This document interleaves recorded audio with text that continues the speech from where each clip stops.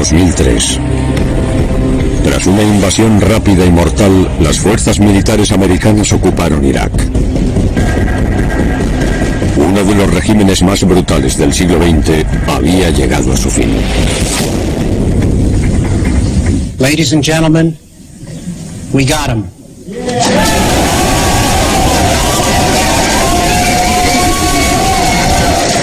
El exdictador iraquí Saddam Hussein, conocido como el carnicero de Bagdad, fue capturado por las fuerzas especiales del ejército estadounidense. Lo encontraron en una granja cerca de la ciudad de Tikrit, dentro de un hoyo de 2,5 metros de profundidad. Fue una noche intensa. Había mucho trajín en la estación. Todo el mundo estaba muy agitado. Yo formaba parte del equipo que iba a encontrar a Saddam Hussein. Recuerdo pensar, madre mía, ¿es Saddam? ¿Realmente es él? Todavía no puedo creérmelo. Al principio fue una situación extraña.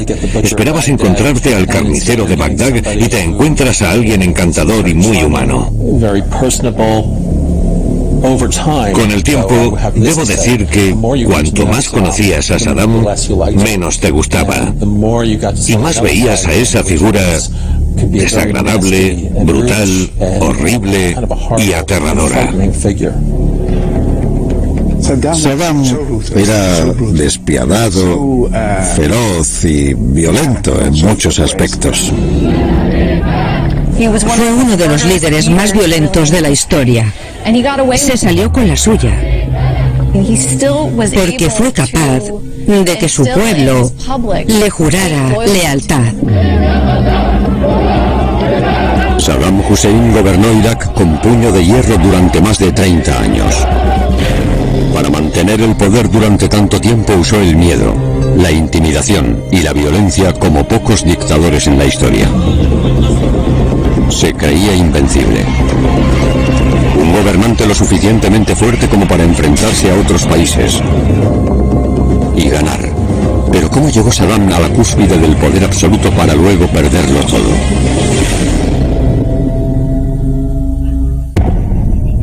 Las dictaduras han tenido un increíble impacto en el último siglo. Los dictadores aprenden los unos de los otros. Cada uno es diferente, pero muchos usan las mismas tácticas. Uso del miedo. Propaganda. Control de élite. Creación de un enemigo. Culto a la personalidad. Uso de la violencia. Son las herramientas que los dictadores utilizan para mantenerse en el poder. Dictadores. Saddam Hussein.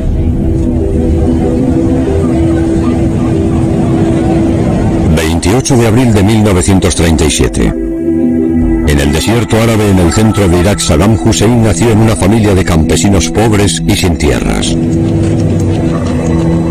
Nació en una choza de barro, es decir, sin suelo, sin baño, sin agua corriente, sin electricidad, en un pequeño pueblo llamado Otja, que significa torcido. La población en general provenía de tribus nómadas. La vida del nómada beduino era muy dura. Tenía sus propias reglas de honor, lealtad, obligación. La familia era inmensamente importante. Pero la familia de Saddam estaba en crisis. Unos meses antes de que él naciera, su padre desapareció. Poco después, su hermano de 13 años murió. Saddam se convirtió en el único hijo de una madre soltera. No tuvo esa figura paterna que en la familia iraquí, particularmente en las tribus, era alguien muy importante, porque es una fuente de orgullo, prestigio y protección. Los niños del pueblo se mofaban y ridiculizaban al joven Saddam, que no tenía padre.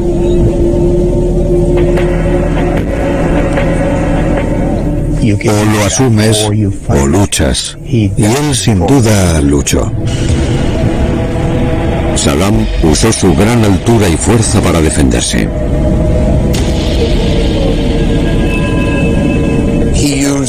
Usó la violencia desde una edad temprana para dejarle claro a todo el mundo que él es el que tenía el poder y el control. Es una táctica que Saddam utilizó durante toda su vida. y se convirtió en el pilar de su futura dictadura. El uso de la violencia es importante para cualquier dictadura. Es fundamental para la forma en que toman el poder y mantienen el control. Saddam aprendió a usar la violencia como una herramienta en todo tipo de formas. La usaba con el propósito de amenazar a la población de una manera específica, pero también de manera más general. Hubo una evolución en la forma en que Saddam Hussein usó la violencia y se volvió más excesiva a medida que pasaba el tiempo. Yo diría que se volvió aún más aleatorio e impredecible. Se convirtió en un maestro en el uso de la violencia. En 1955, a los 18 años, Saddam se estableció en Bagdad. Allí su carácter violento colisionaría con la turbulenta política iraquí de la época. Se encontró una capital con ganas de revolución. Creció en ese periodo en el que casi todo el mundo hablaba del nacionalismo iraquí, de su independencia y de la necesidad de ser totalmente soberanos. Irak está construido sobre las ruinas de la antigua Mesopotamia, una civilización de más de 5.000 años de antigüedad. Pero en la infancia de Saddam, el país moderno tan solo tenía 4 décadas. Establecido por las potencias occidentales después de la Primera Guerra Mundial, el país era una mezcla volátil de musulmanes, suníes y chiíes y otras minorías religiosas y étnicas. Desde 1920, Irak había estado bajo control británico. El país estaba gobernado por una monarquía, bajo el régimen del rey Faisal II. Pero Gran Bretaña controlaba la política de Irak y le arrebataba casi todas las ganancias de su vasta riqueza petrolera, mientras que el 80% de los iraquíes todavía vivía en la más absoluta pobreza. Hartos del dominio extranjero, los iraquíes como Saddam estaban decididos a recuperar el control de su propio país. Poco después de su llegada a Bagdad, Saddam se unió al partido Ba'ath, un nuevo movimiento nacionalista revolucionario comprometido en lograr la independencia iraquí mediante la violencia si fuera necesario. Pero había otro movimiento revolucionario en Irak, uno que se oponía ferozmente a la visión Ba'ath del nacionalismo iraquí: el Partido Comunista Iraquí. El partido Ba'ath fue una manera de contrarrestar la ideología comunista que se estaba extendiendo por el mundo árabe en los años 30 y 40. Los comunistas y los ba'athistas se enzarzaron en una competición feroz por hacerse con el control del futuro de Irak. El Partido Comunista era una fuerza ominosa y era el único archienemigo, si era Saddam Hussein en ese momento. Saddam vio una manera de ayudar al Ba'ath haciendo lo que mejor sabía. Se convirtió en un ejecutor del partido y organizó bandas itinerantes para intimidar a los opositores comunistas. Pasó su juventud luchando contra el Partido Comunista en las calles de muchas maneras. Saddam rápidamente se dio a conocer ante los líderes del partido como un hombre sin miedo a la violencia. 1956 fue el momento en el que las ideas se transformaron decisivamente en lo que este joven quería hacer con su vida. Se convirtió en militante y en un luchador.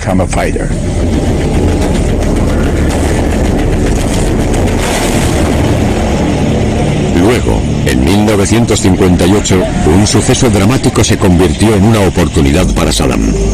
El ejército iraquí escenificó un violento golpe de Estado. El rey Faisal II y su familia fueron fusilados en el Palacio Real. Se estableció un nuevo gobierno militar bajo el mando del general Abd al-Karim Qasim. Parecía que el sueño de un Irak independiente estaba finalmente al alcance.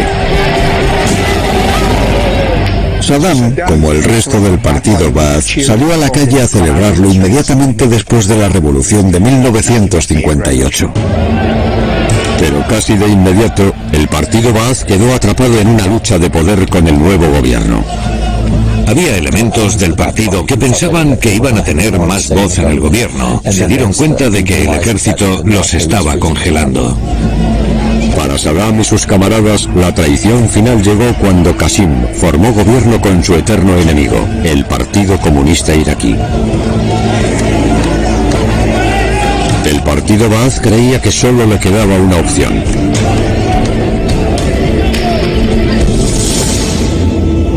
formaron un equipo para asesinar al general Qasim. Saddam Hussein fue uno de los primeros voluntarios. Saddam Hussein tenía mucha facilidad para la violencia y la brutalidad, pero era inteligente y astuto. Sabe que él es el hombre indicado para ejecutar esa tarea. Creo que Saddam vio el asesinato como una forma de avanzar, como una forma de ascender de posición. Saddam siempre vio que se puede avanzar mucho si quieres hacer lo que otros no están dispuestos a hacer.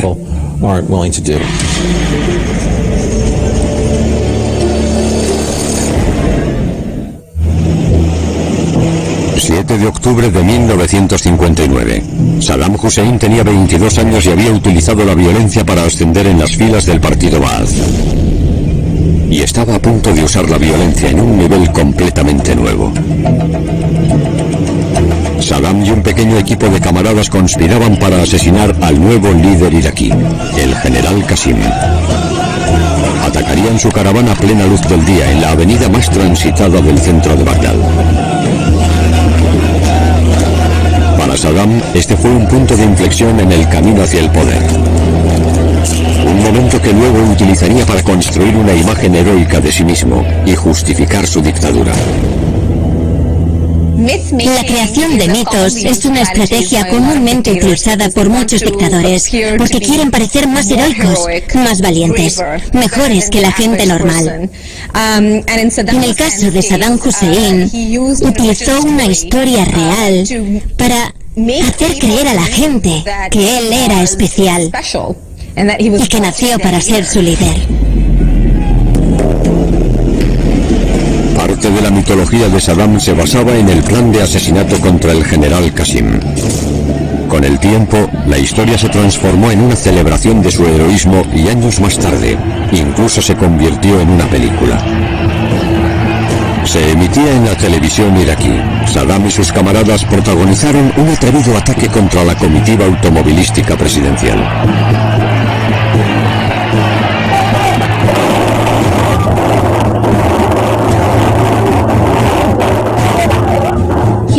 Creó una leyenda de sí mismo. Decía que no era una persona normal, que la gente tenía suerte de tenerle porque era un líder valiente y audaz, dispuesto a enfrentarse a cualquier tipo de amenaza. La película mostraba la huida heroica de Saddam después del asalto. Casi no sobrevivió a una grave herida de bala en la pierna. Eludió las fuerzas armadas de seguridad de Qasim, huyó de Bagdad y realizó un viaje de 1.600 kilómetros a través de Siria hasta Egipto. Pero el ataque al general Qasim no se parecía en nada al glorioso heroísmo representado en la película. Fue un desastre total. En realidad, el intento de asesinato terminó en caos. Qasim fue herido pero sobrevivió, y Saddam se refugió en una casa en Bagdad donde le curaron una herida de bala de poca gravedad. Dijo que fue un desastre. Le dispararon en medio de un tiroteo y fue uno de los suyos, mientras trataban de atrapar a Qasim en su caravana. Más tarde se afirmó que el fracaso de la misión había sido culpa de Saddam, porque había empezado el tiroteo muy pronto. El atentado falló. El líder resultó herido, pero Saddam también fue herido y escapó. Saddam huyó del país y se escondió en la capital egipcia, El Cairo.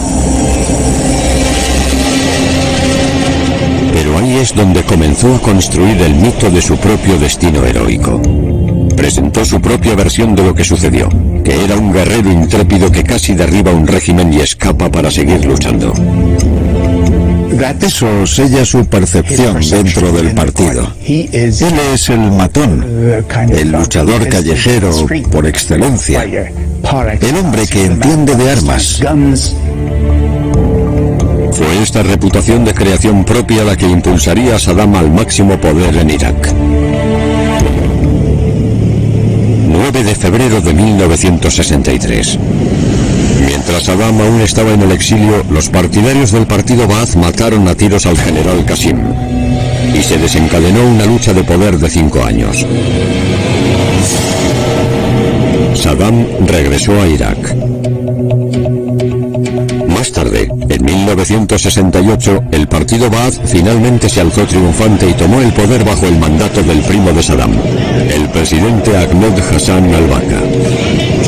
Bajo la nueva dictadura militar, al-Bakr y un pequeño grupo de leales ba'athistas clave asumieron un control casi total sobre el funcionamiento de la nación. Gracias a su reputación heroica, Saddam fue capaz de aprovecharse para llegar a un puesto de alto rango en el nuevo gobierno. Saddam fue nombrado oficialmente vicepresidente, pero con un ojo puesto en el futuro asumió otro rol que otros dictadores en la historia han utilizado para ganar el control sobre rivales y enemigos. Controlar a la policía secreta es importante para la dictadura porque necesitan saber quiénes son los opositores. Necesitan tener acceso a la información importante y saber quién es leal. Necesitan a la policía secreta para hacer el trabajo sucio.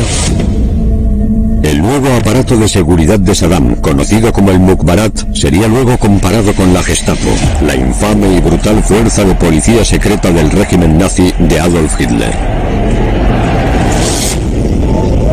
Sus métodos incluían el espionaje, la intimidación y el terror, y se utilizaron para enviar un mensaje claro: hay que ser leal al dictador sin dudar. Saddam realmente creía en una cosa: había que serle leal al 100%. No podía serlo al 99%. Eso no existía. Saddam utilizó la policía secreta para crear un elaborado sistema de vigilancia para controlar el correo privado y las comunicaciones telefónicas. Se crearon archivos secretos de miles de presuntos traidores en el gobierno, el ejército y la población en general. Eran archivos de todo el mundo. Saddam escribía en los márgenes con su propia letra: tener en cuenta para referencias futuras. Y si alguien se enfrentaba a Saddam o le era desleal, esta información aparecería y se usaría en su contra. Es lo que le dio ventaja sobre ellos cuando la necesitaba. En 1969, cuando solo llevaba un año en su nuevo puesto, Saddam demostraría todo el poder que ostentaba. Afirmó que su policía secreta había descubierto una gran conspiración contra el Estado. Inculparon a 13 personas, supuestamente como conspiradores claves, y organizaron un gran espectáculo público del ahorcamiento de estas personas. Las ejecuciones se anunciaron en la Radio Nacional y cientos de miles de iraquíes se reunieron para verlas en el centro de Bagdad. La razón por la que lo hace público es porque tiene un impacto psicológico muy importante. No solo afecta a las víctimas, sino también a cualquiera que piense en desafiar al régimen. Se estableció en la mente de cada ciudadano iraquí que si no hacían lo que se esperaba de ellos, este sería el castigo que recibirían. El temor por perder la vida era un control enorme del comportamiento de las personas.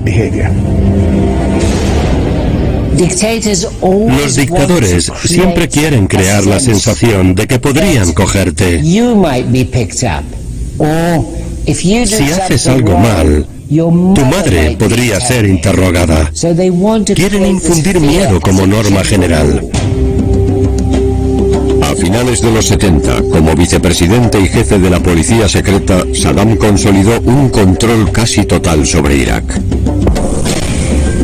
Al final fue capaz de usar esa plataforma para subvertir a todos los demás y convertirse realmente en el líder de Irak.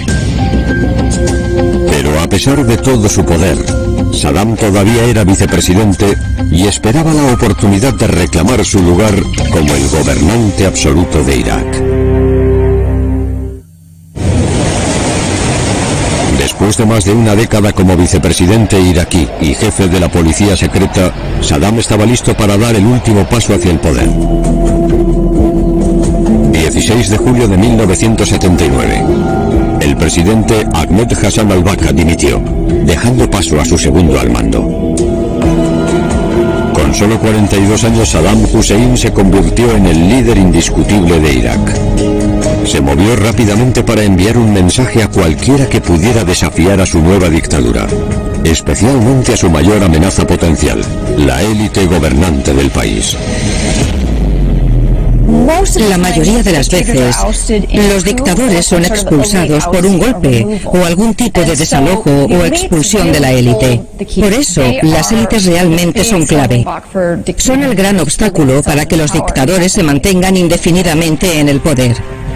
Las élites serán la mayor amenaza para cualquier dictador. Así, al principio, las dictaduras a menudo son muy represivas. Intentan descubrir quién es desleal, en quién no pueden confiar y de quién deben deshacerse. 5 días después de asumir el cargo, Saddam convocó una reunión del Consejo de Mando Revolucionario, la élite gobernante de alto rango de Irak. Saddam Hussein hizo filmar este espectáculo en particular con todo lujo de detalles.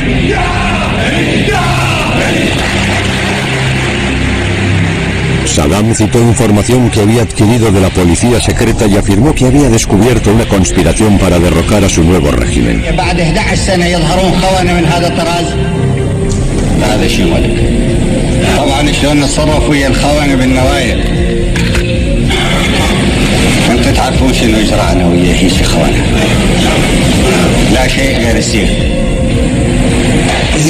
Empezó anunciando que realmente le dolía escuchar que había gente conspirando contra él, contra el país, y que eran unos traidores.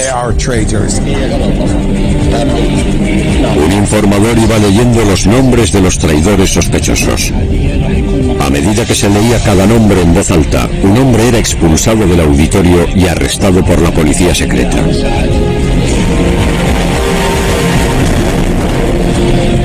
Creo que la gente se dio cuenta de que lo único que le importaba a Saddam era la lealtad hacia él.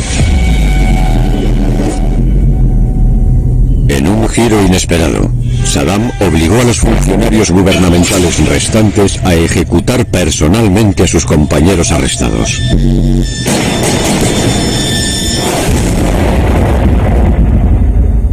Fíjense en el tipo de inteligencia diabólica que escondía detrás de esto. Les implicó directamente en su ascenso a la presidencia de la República. La complicidad los había vinculado al régimen. No podían escapar de él. La película de esa asamblea se proyectó en todo Irak.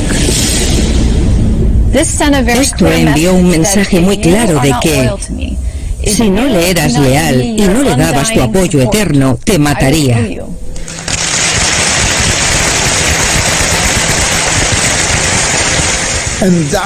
Aquel acto, en mi opinión, lo estableció en el partido como un líder incondicional.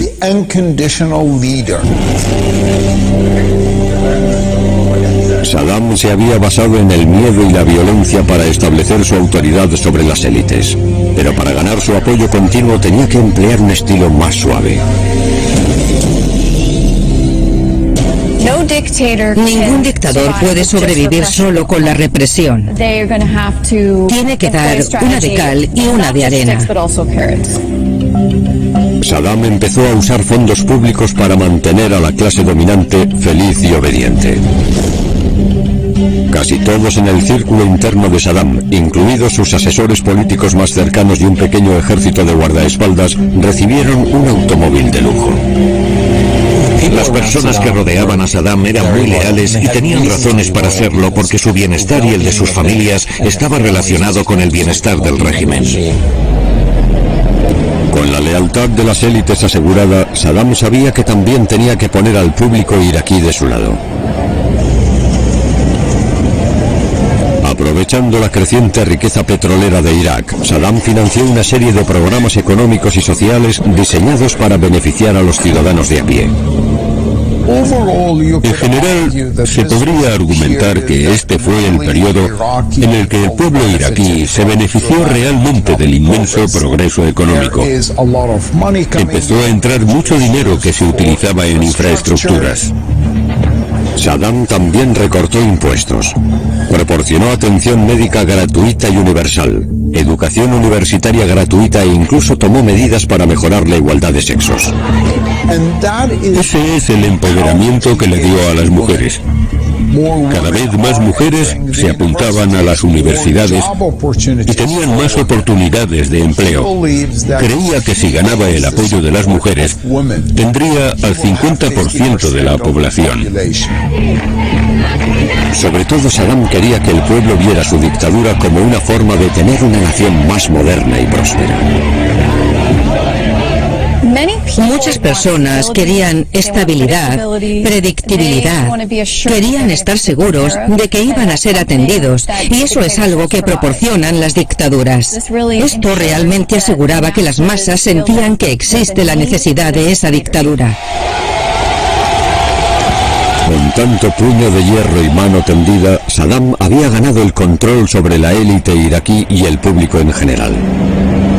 Su nueva dictadura parecía sólida como una roca.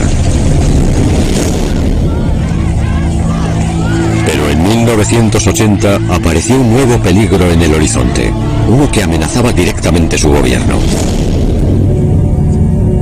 Una revolución reciente en el vecino Irán había derrocado a su monarquía.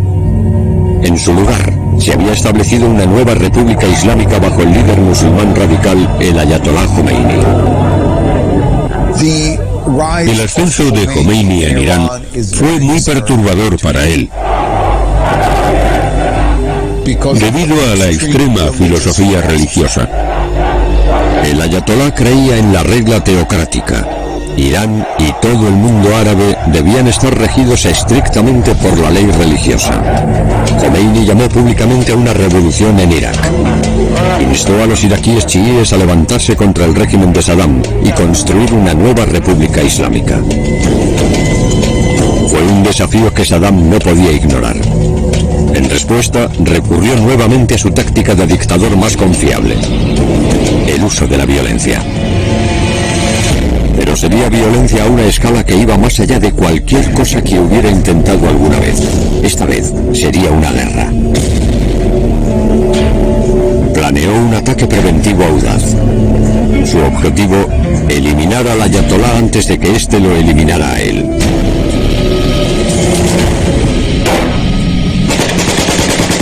El 22 de septiembre de 1980 comenzó la invasión de Irán. Saddam creía que la victoria llegaría en cuestión de días. Pero la invasión se estancó rápidamente y se convirtió en una sangrienta guerra de desgaste. En los siguientes 8 años morirían alrededor de 500.000 iraquíes.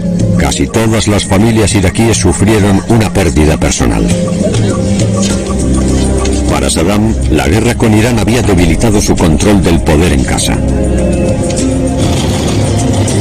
Estaba a punto de enfrentarse a la peor pesadilla de cualquier dictador: la rebelión. Tomaría represalias de la manera más brutal que uno se pueda imaginar.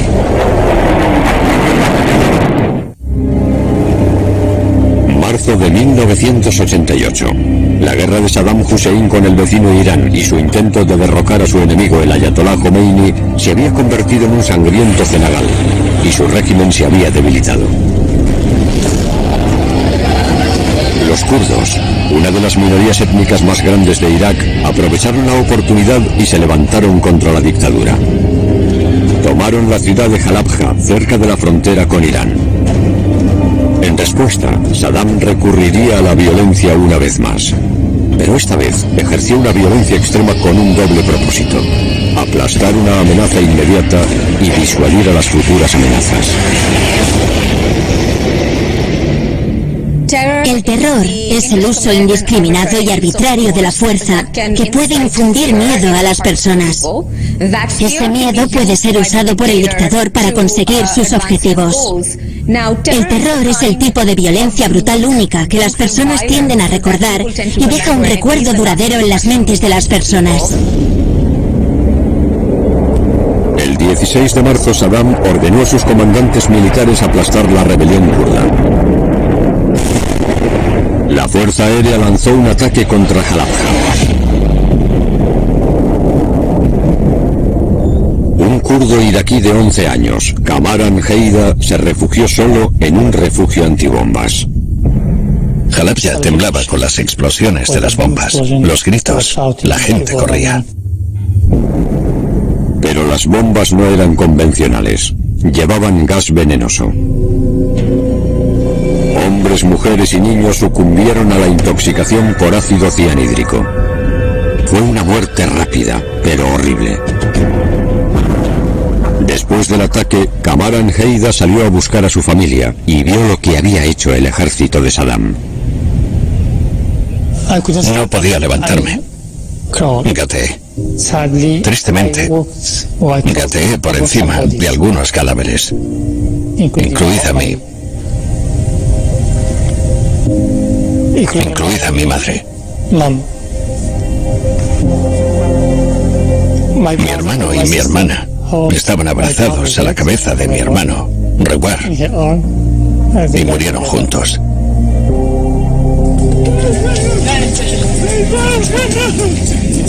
En total, unas 5.000 personas del propio pueblo de Saddam habían sido asesinadas.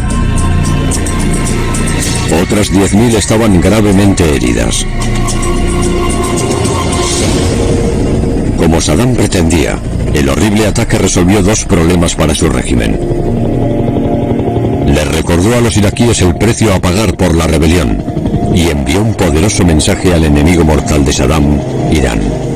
Eso, por supuesto, infunde terror con el que luego manipuló y trabajó en interés propio. Los líderes de Irán temieron entonces que Saddam pudiera lanzar ataques con armas químicas en sus ciudades. Acordaron comenzar negociaciones de alto el fuego. Después de 8 años de brutales combates, la guerra terminó sin que ninguno de los dos bandos mostrara ninguna ganancia territorial. Una guerra de 8 años. Una inmensa carnicería humana, una guerra que fue tan grande en su impacto y alcance en la región como la Primera Guerra Mundial en los países que la sufrieron. Es que hubo 1 millón de muertos.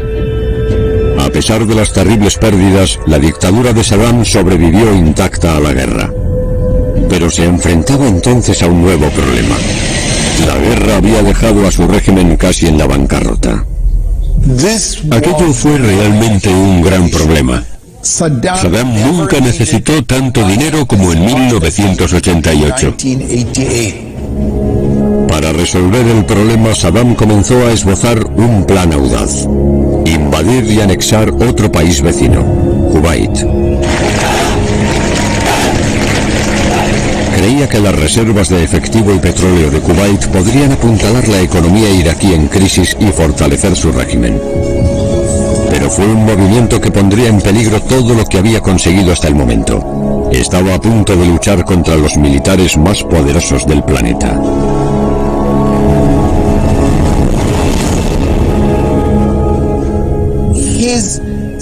El querer demostrar su fuerza domina su pensamiento todo el tiempo y siempre lo incita a tomar medidas que en realidad son contraproducentes. 2 de agosto de 1990. El ejército de Saddam invadió Kuwait. Los líderes en el oeste advirtieron que la invasión de Saddam a Kuwait podría desencadenar una guerra más amplia en Medio Oriente, que arrastraría a naciones clave productoras de petróleo como Arabia Saudí y poner en peligro el 50% del suministro mundial de petróleo. La respuesta a la agresión de Saddam fue rápida y casi unánime. No nation will be permitted to brutally assault its neighbor. El presidente George Herbert Walker Bush, con el pleno respaldo de las Naciones Unidas, envió una enorme fuerza terrestre, naval y aérea hasta la otra punta del mundo, al Golfo Pérsico. Las tácticas de mano dura de Saddam siempre le habían ido bien en casa, pero para el resto del mundo, su agresión armada era una provocación peligrosa, y estaba a punto de enfrentarse a un oponente que no se sentiría intimidado. Creo que era muy inteligente, pero de una inteligencia de estar por casa, una inteligencia callejera iraquí. La inteligencia callejera solo funciona en las calles que conoces, por lo que quizás no entendía el mundo. No calculó bien lo que los Estados Unidos eran capaces de hacer. Saddam realmente no entiende a Occidente ni los asuntos internacionales. Y por supuesto, esto inicia una serie de errores catastróficos. El 16 de enero de 1991, la coalición encabezada por los estadounidenses se propuso hacer pagar a Saddam su ataque contra Kuwait. Comenzó la operación llamada Tormenta del Desierto. Quizás fue la primera vez en su dictadura que Saddam era verdaderamente vulnerable. Se escondía a todas horas, se trasladaba a una nueva ubicación a diario. En cuestión de semanas, la fuerza de la coalición dirigida por los estadounidenses aplastó al ejército de Saddam. Lo que quedaba de él volvió al otro lado de la frontera, en Irak. As president, I can report to the nation, aggression is defeated, the war is over.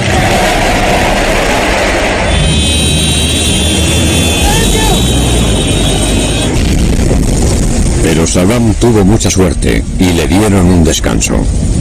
El ejército que acababa de aplastar a sus fuerzas tenía órdenes de liberar a Kuwait, no de derrocar su dictadura. Las fuerzas de la coalición se retiraron. Y Saddam emergió de su escondite. Su dictadura y él habían sobrevivido, pero su régimen pendía de un hilo. Respecto a Kuwait, se llevó las manos a la cabeza y se frotó los ojos. Dijo que le estaba dando muchos dolores de cabeza. Aquello fue lo más cercano a admitir el fracaso o que se había equivocado. Las cosas cambiaron después de aquella confesión. A partir de ese momento, Saddam tenía un objetivo. Sobrevivir a la guerra del Golfo no era una victoria, sino que suspendía temporalmente la ejecución. A raíz de la guerra del Golfo, aunque era poco probable que sobreviviera, Saddam Hussein se aferró al poder. Pero como pronto descubriría, seguía en el punto de mira de Estados Unidos. Creo que la administración de George Bush consideró que Saddam era un asunto pendiente, pero no estaba seguro de qué iba a hacer para sacarlo del poder.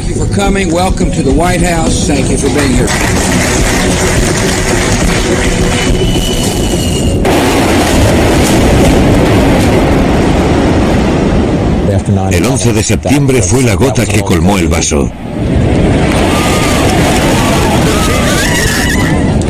Ese fue el día en que se firmó la orden de ejecución de Saddam. Los Estados Unidos declararon una guerra internacional contra el terrorismo. Después de trasladarse a Afganistán, marcaron su objetivo en Saddam. Para desarrollar el caso contra él, la administración Bush alegó que Saddam tenía armas de destrucción masiva y que planeaba usarlas contra Norteamérica y sus aliados. Exigió que Saddam renunciara a ellas o se arriesgaría a una invasión. Realmente Saddam no tenía tales armas, pero sus antiguos instintos de hombre duro, cultivados desde la infancia, hicieron que decidiera utilizar la fuerza en lugar de decir la verdad. Mintió a los inspectores internacionales de armas, los ofuscó y se comportó como si realmente tuviera un arsenal de armas de destrucción masiva. La debilidad era algo crucial. Esa es una de las razones por las que nunca declaró que no hubiera armas de destrucción masiva, porque eso mostraba debilidad a los iraquíes y al mundo. Ante la obstrucción y la arrogancia de Saddam, el presidente Bush concluyó que el tiempo de negociaciones había terminado.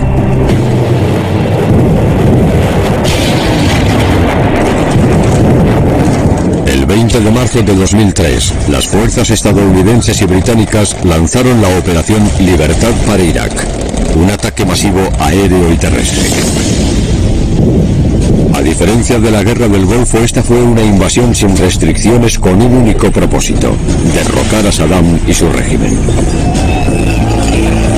Irak había estado bajo el control de Saddam desde 1968.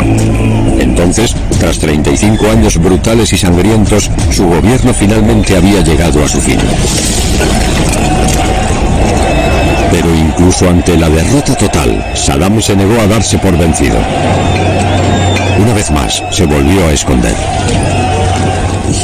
Saddam estaba convencido de que era el líder de Irak, que pertenecía a Irak y que sobreviviría. Pensaba que los estadounidenses se cansarían, se irían y él seguiría vivo. Pero Saddam juzgó mal a su enemigo una vez más. Un equipo de élite tenía la orden de cazarlo. Las unidades de la Fuerza Naval y Fuerzas Especiales Delta inspeccionaron casa por casa, detuvieron e interrogaron a los antiguos socios de Saddam. El ejército estadounidense también ofreció una recompensa de $25 millones por información que condujera a su captura. Pero nadie se atrevía a delatarlo. Ya fuera por miedo o lealtad, algunos iraquíes lo ayudaron a permanecer oculto. Y mientras la persecución continuaba, Saddam, aún luchando, hizo lo que pudo para que sus perseguidores le perdieran el rastro. Una de las cosas que hizo Saddam, y demostró así su inteligencia callejera y su ingenio cuando se trata de su seguridad personal, fue coger a muchos de sus guardaespaldas habituales y cambiarlos. Trajo un nuevo grupo desconocido para las agencias de inteligencia extranjeras y para los que habían estado observando su régimen durante años. No sabíamos nada sobre esas nuevas personas.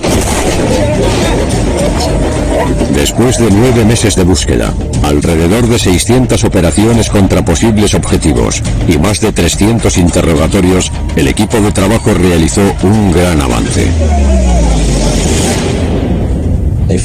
Encontraron a uno de los principales guardaespaldas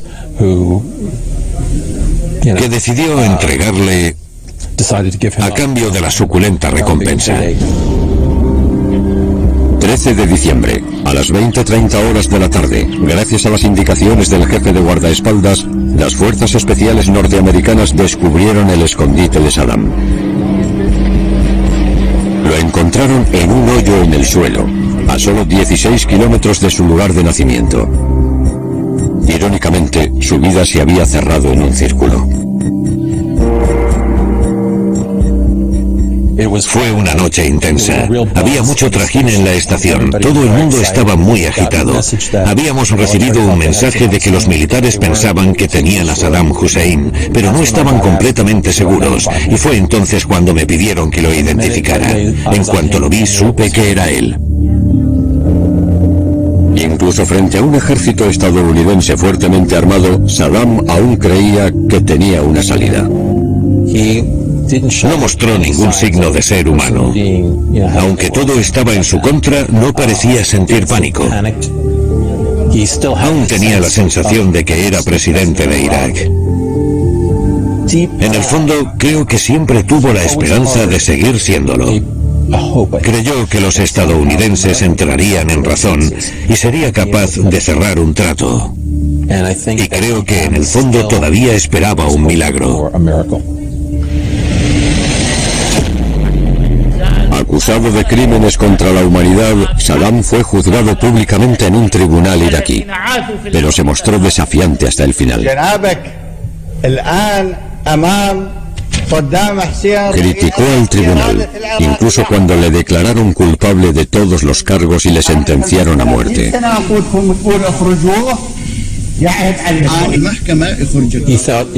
Pensó que le recordarían de forma muy positiva. Parecía sentir que los iraquíes lo amaban, que siempre lo amarían, y que verían especialmente tras su muerte cuánto había hecho por ellos.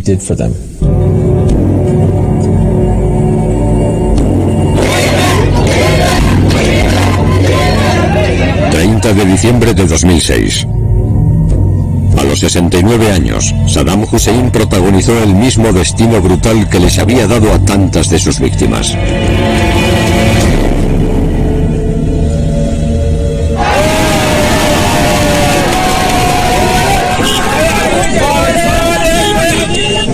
En toda la nación, los iraquíes, cansados de la guerra y las dificultades, celebraron su muerte.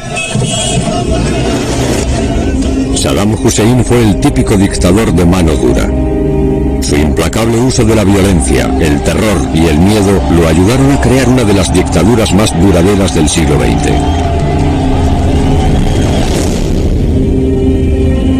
Pero esas mismas tácticas le hicieron vivir en una realidad peligrosamente falsa. Convencido para siempre de que era invencible, incluso cuando su país fue invadido y su gobierno destruido.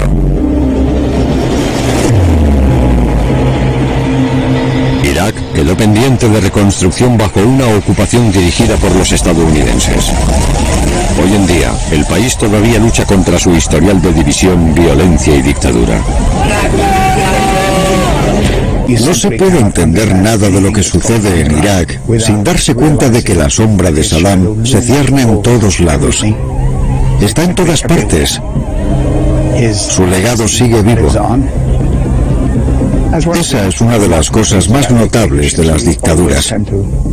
Siempre tendemos a subestimar el impacto que tienen en las generaciones futuras.